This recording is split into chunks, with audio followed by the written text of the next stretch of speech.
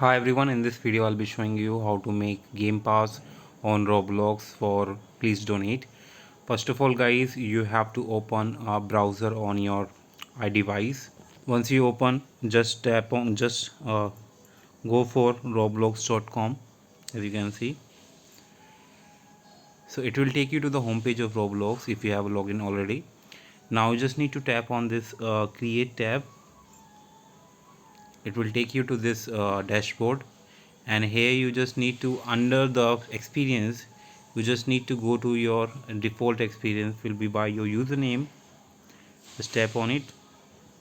Now you just need to tap on this menu button over here, and under the monetization you will see this passes option, and here you can create your own game pass. Just need to tap on this create button, and now you just need to enter your name of the game pass, like as a b sab 1, and description may you can type anything you want like demo, and here you just need to tap on this create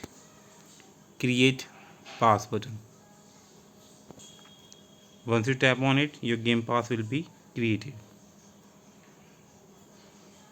So once your game pass has been created, just tap on it to configure. Just tap on this menu button again and go to sale. Here you can set up it for the sale for the please donate.